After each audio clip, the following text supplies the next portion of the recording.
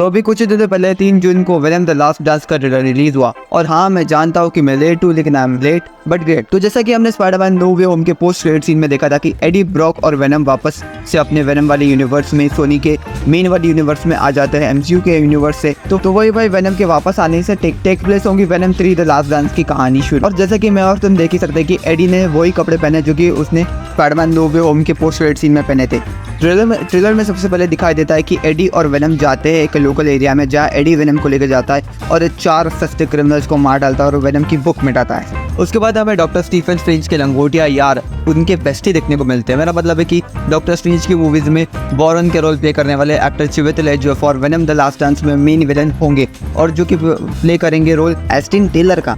और जहाँ पे ये पूरी तरीके से तुम्हें श्योर नहीं हो लेकिन हाँ ये रोल प्ले करेंगे वेनम द लास्ट डांस में, जहाँ वो अपनी टीम के साथ में एडी और वेनम की जान लेने के लिए उनके पीछे भागा दौड़ी करेंगे क्योंकि उनके किसी क्लोज फैमिली मेंबर की जान चली गई है वेनम के वजह से और वेनम ने उनकी किसी क्लोज फैमिली मेंबर की हत्या कर दी है। और भाई वेनम ने किसकी हत्या की ये तो भाई हमको मूवी में ही पता चलेगा। और ट्रेलर में देख के ऐसा लग रहा है कि इनकी टीम बहुत ज्यादा एडवांस है, इसलिए भाई वेनम और एडी पूरे ट्रेलर में दूर भाग रहे हैं इनसे। भाई ट्रेलर में हमें नो वे होम के अंदर का बारटेंडर भी देखने को मिला है, वेनम के यूनिवर्स में दिखाई देता है वो, जिसका मतलब ये है चांसेस है कि यही बंदा एमसीयू की यूनिवर्स से एसएसयू सोनी स्पाइडरमैन यूनिवर्स में वापस आ गया है या फिर उसका कोई वेरिएंट है। लेकिन वेरिएंट होने के चांसेस कम है क्योंकि उसने सेम शर्ट पहनी है जो कि उसने नो वे होम के पोस्ट क्रेडिट सीन में भी पहना था। वही भाई द अमेजिंग स्पाइडरमैन 1 से डॉक्टर कर्ट कॉनर्स एके लिजर्ड के रोल को प्ले करने वाले राइस आइफांस भी वेनम द लास्ट डांस में दिखेंगे। और मैं यहाँ पे क्लियर कर देता हूँ कि ये ना ही कर्ट कॉनर्स या फिर लिजर्ड किसी भी रोल में हमें दिखाई नहीं देंगे बल्कि किसी और ही रोल में दिखाई देंगे और ना ही इनका होना एंड्रू गारफील्ड के स्पाइडरमैन से कोई कनेक्शन होने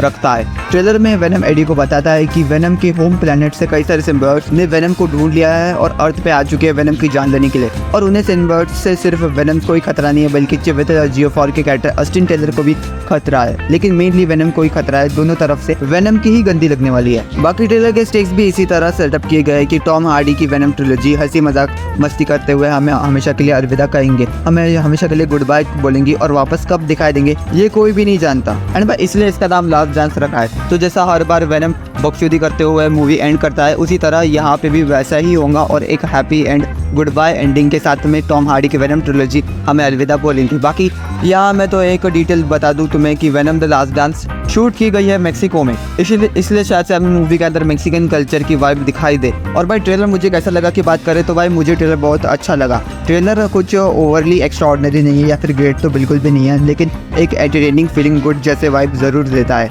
एंड ये दर्शाता है कि मूवी बुरी नहीं होगी बल्कि एक 3 टाइम एंटरटेनिंग जरूर होंगी। और अगर तुम बहुत ज़्यादा एक्सपेक्टेशंस लगा के उम्मीद लगा के अगर जाओगे वेनम द लास्ट डांस देखने के लिए कि ये बहुत बड़ी मूवी होंगी, बड़े कैमियोस, बड़े सिम्बायोट्स, बड़े स्टेक्स, बड़ी कहानी या फिर मूवी में कुछ बहुत बड़ा ही होने वाला है या फिर तुम यही सोचेंगे कि वेनम द लास्ट डांस एकदम ग्रेट मूवी होंगी तो भाई तुम श्योरली डिसअपॉइंट हो जाओगे। इसलिए शायद भाई इसकी हाइप कम है। और भाई मैं वेनम द लास्ट डांस के लिए एक्साइटेड हूँ लेकिन उतना भी नहीं जितना डेडपूल एंड वुल्वरीन के लिए हो या फिर क्रेवन द हंटर के लिए हो जो कि इसी साल निकलने वाली 2 मूवीज है। बाकी गाइस ट्रेलर का लेंथ है 3 मिनट 14 सेकंड्स और ये लेंथ काफ़ी ज़्यादा हो गया तो जो कि मूवी के बारे में ट्रेलर के अंदर ही बहुत कुछ रिवील करता है और शायद इसी वजह से हाइप कम है और फैंस की एक्साइटमेंट एकदम ज़्यादा नहीं है मूवी के तरफ। ट्रेलर के अंदर ऑलमोस्ट सभी एक्टर्स ने अच्छी एक्टिंग की, स्पेशली अपने Tom Hardy as the Eddie Brock AKA Venom. और ट्रेलर देख के ऐसा बिल्कुल लग रहा है कि टॉम हार्डी अपने कंधों पर वेनम द लास्ट डांस को कैरी करेंगे जैसे उन्होंने 2018 की वेनम को किया था और 2021 की Venom let there be Carnage को किया था।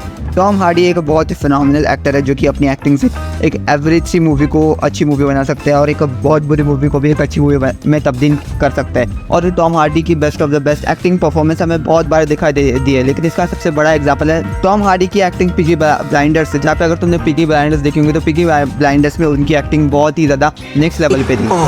How many sons, yeah, have you cut, killed, murdered, butchered, innocent and guilty to send straight just like me? बाकी ट्रेलर में बहुत बुरी चीज़ें तो बिल्कुल भी नहीं थी बोलूँगा मैं, लेकिन यहाँ अगर ये कुछ चीज़ें अगर रिवील ना करते तो बेटर होता मूवी के लिए। और ट्रेलर एक्स्ट्रा ऑर्डिनरी नहीं है लेकिन फिर भी ऐसा पर्याप्त हो रहा है कि ट्रेलर देख के कि Venom the last dance Venom और Venom let there be carnage से तो बेटर ही साबित होंगी। फिर वेनम द लास्ट डांस अपने टाइटल में ही मूवी के बारे में बहुत कुछ रिवील कर देती है, बहुत कुछ एक्सप्रेस कर देती है। भाई हो गया, अब टाइम आ चुका है टॉम हार्डी के वेनम ट्रिलॉजी को एक हैप्पी नोट पे ख़त्म कर देने का। और और यहाँ पे यही बात भी होती है कि भाई किसी के हमारे साथ के सफ़र को दुख या दर्द से अलविदा कहने के बजाय अगर खुशी से अलविदा किया जाए तो वो ज़्यादा बेटर होगा। और ये वेनम द लास्ट डांस के लिए भी यही चीज़ अप्लाई की जाती है। और टॉम हार्डी की वेनम ट्रिलॉजी तीसरी मूवी के साथ भाई ख़त्म तो भी हो रही है, वरना अपने एंड्रू गारफील्ड की द अमेजिंग स्पाइडरमैन को भाई तीसरा पार्ट तो मिला ही नहीं, बल्कि और कब मिलेगा ये भी नहीं पता किसी को। एंड्रू गारफील्ड एक बहुत अच्छे स्पाइडरमैन होने के बावजूद भी उनको उसका द अमेजिंग स्पाइडरमैन 3 नहीं मिला। और भाई वेनम द लास्ट डांस के ट्रेलर के एंड में वेनम हॉर्स को दौड़ाने का सीन था, वो एक बहुत ही यूनिक गुड मेटाफोर था जो कि शायद हम एक्सपेक्टेड करते थे, लेकिन भाई दिखा दिया भाई, मज़ा आया वो देख के। और जो देखने के लिए मैं भी एक्साइटेड हूँ मूवी के अंदर, और मूवी देखने के लिए भी मैं थोड़ा बहुत एक्साइटेड हूँ। लेकिन तुम कितना एक्साइटेड हो ये तुम अपना ओपिनियन कमेंट में बताओ। बाकी मैं रोने के आज जी मिलूँगा आप लोगों से किसी और एपिसोड में, तब तक के लिए चाय पे आएंगे, तुम सब्सक्राइब करना मत भूलना, लाइक कपड़े को दबा दो, तुम्हारा ओपिनियन कमेंट में जरूर बताना, अपने दोस्तों के साथ में शेयर करना मत भूलना। मैं मिलता हूँ अगले एपिसोड में, तब तक के लिए देखते रहिए RG एक्सप्लेन्स। Bye bye.